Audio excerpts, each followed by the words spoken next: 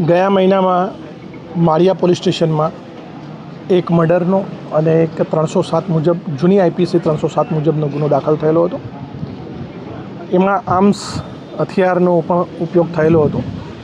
તો અમારા range IGP Shri Kordia સરની સૂચના અને એમના માર્ગદર્શન હેઠળ સમગ્ર જિલ્લાની પોલીસ સાથે અમે માળિયામાં આજે મેગા કોમ્બિંગ કરેલું છે.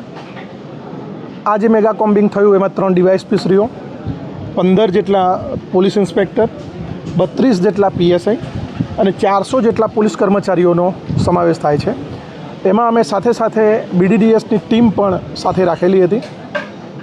આ મેગા કોમ્બિંગ દરમિયાન અમને આપ જોવો છો એ પ્રમાણે એક પેરોલ જમ્પનો આરોપી, 2 નાસ્તા ફરતા આરોપી, લગભગ 36 જેટલા વ્હીકલનો અમે ડિટેન કર્યા છે. 11,500 જેટલો સ્થળદંડ કરેલો છે. પીજીવીસીએલના 3 ગેરકાયદેસર કનેક્શન પણ અમને પ્રાપ્ત થયા છે. તો પીજીવીસીએલના અધિકારીઓને બોલાવી એમની પણ આગળની કાર્યવાહી અમે કરાવી છે અને લગભગ એમના સર્વે મુજબ 8 લાખ જેટલો દંડ થશે. આપ જોઈ રહ્યા છો એમ અમને એક કટ્ટુ દેશી બનાવટનું હથિયાર અમને પ્રાપ્ત થયું છે. સાથે સાથે 23 જીવતા રાઉન્ડ પણ અમને પ્રાપ્ત થયા છે. 3 જેટલી એરગન છે.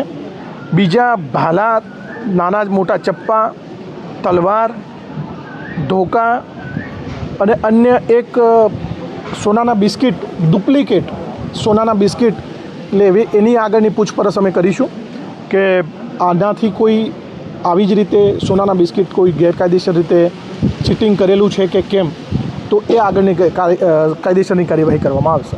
કેટલા હથિયારો જે છે હથિયારની અમારી અત્યારે કામગીરી ચાલે છે. અમે લગભગ 3:30થી માંડી અને 6:30 સુધીનું કોમ્બિંગ, 6 વાગ્યા સુધીનું કોમ્બિંગ સતત કરેલું. ફૂડ પેટ્રોલિંગ પણ કરેલું છે. આગામી જે તહેવાર આવે છે રથયાત્રા, એ અનુસંધાનમાં પણ અમે ફૂડ પેટ્રોલિંગ કરેલું છે. તો એ આગળની જે કાયદેસરની કાર્યવાહી છે એ અમે ગુનો દાખલ કરીને પછી આપને જણાવીશું. પ્રથમ વખત હશે મળીમાં આવી રીતે? મારી ધારણા મુજબ આ મેગા કોમ્બિંગ આ પ્રકારે છે. સાથે સાથે બીજા અન્ય 3 ગામમાં પણ અમે 1 પીઆઈ, 2 પીએસઆઈ અને 30 જેટલા પોલીસ કર્મચારીઓ સાથે, અને ત્યાં પણ 3 ગામનું એક સુપરવિઝન ડીવાયએસપી શ્રીએ કરેલું છે.